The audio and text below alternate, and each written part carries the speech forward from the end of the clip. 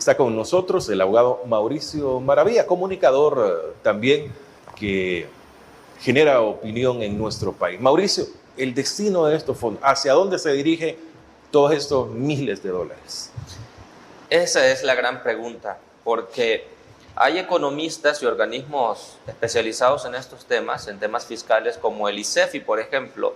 Hace algunos años, en esta misma señal de Canal 8, yo entrevistaba a Ricardo Castaneda, economista senior del ICEFI, en aquel momento, y él insistía bastante en que El Salvador podría considerar los presupuestos plurianuales. Dicen, ¿qué es esto? Que tú dices, por ejemplo, en materia de educación, de aquí a 5 años mis planes son estos. ¿Cuánto cuesta, digamos, esto? También entrevistando hace algunos años aquí en esta señal al ministro de Educación de aquel momento, al ministro Canjura, Carlos Canjura, él me decía que la transformación del sistema de educación en El Salvador podría costar en una inversión de 8 o 10 años más o menos cerca de 11,000 millones de dólares. Es como el presupuesto total de un año, como lo el que que ha se hecho está haciendo. En deuda el actual, Lo que ha adquirido la gestión. en deuda, exactamente, lo que ha adquirido en deuda la administración Bukele y lo que ha adquirido en deuda el Estado con el sistema de pensiones también. Sí.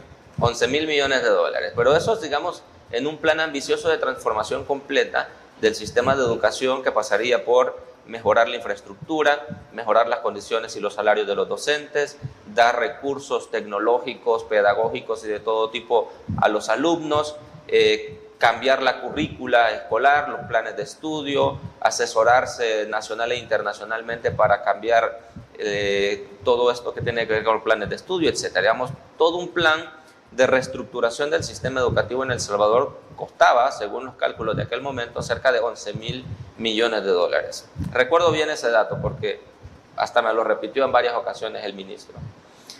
Entonces, el planteamiento de esto de los presupuestos plurianuales, digamos que apostaría más o menos a ir en esa ruta, ¿no? Digamos, de aquí a 8 o 10 años, El Salvador tiene que haber alcanzado estos indicadores en materia de educación o en materia de salud.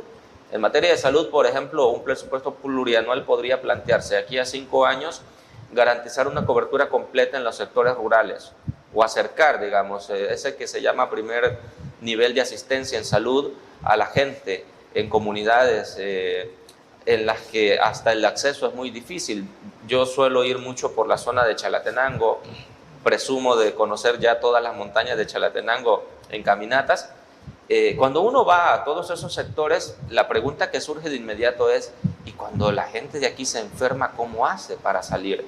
Los accesos son horribles, el transporte público es ineficiente porque a lo mejor hay 1 o 2 buses al día, con suerte, no toda la gente tiene la posibilidad de tener un vehículo. Es decir, a esa gente que vive allá en el, por ejemplo, el Zicahuite, en el Jícaro, en toda esta zona cerca de las vueltas en Chalatenango, ¿cómo le acercas una unidad de salud, digamos, a ese nivel? ¿Los ecos no llegaron hasta ahí? Primario. Yo entiendo que llegaron, pero siempre es la misma historia, ¿no? Instalas por ejemplo, una infraestructura en materia de salud, eso es importante, pero luego, ¿cómo lo equipas? ¿Qué nivel de atención hay? ¿Quiénes están presentes? Es decir, todas esas cosas. Un presupuesto en materia de salud debería estar destinado a eso, ¿no? No solo ir improvisando, decir, bueno, ya salimos con este año y a ver el otro año cómo nos va. Y a lo mejor el otro año se nos ocurren otras cosas y entonces, bueno, ya cambiamos esto y vamos por otro lado.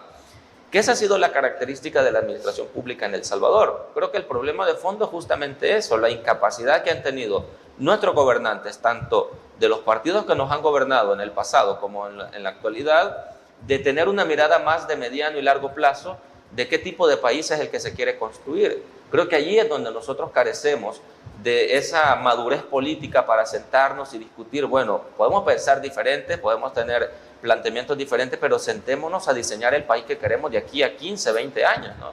Porque los planes en materia de salud, de educación, pueden no dar resultados de la noche a la mañana, pero ya trazas una ruta y comprometes, digamos, a los sectores más importantes del país y a los actores políticos a que se comprometan con esa ruta y a que en caso de que haya cambio de gobierno, cambio de administración o cualquiera que sea la correlación política, garantizar que esos planes sigan, porque hay, digamos, un acuerdo básico, digamos, un acuerdo que está ahí de pilar para construir un país a partir de mejorar la salud y la educación para la gente, ¿no?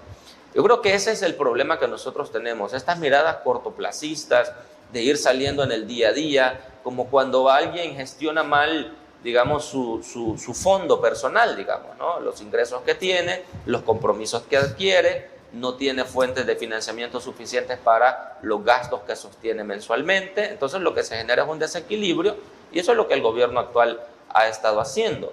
Esto lo ha llevado a sentarse en la mesa con el Fondo Monetario Internacional, que creo que es la explicación que uno puede encontrar a la hora de ver estos cambios en el presupuesto para el próximo año, presiones del Fondo Monetario en ese sentido.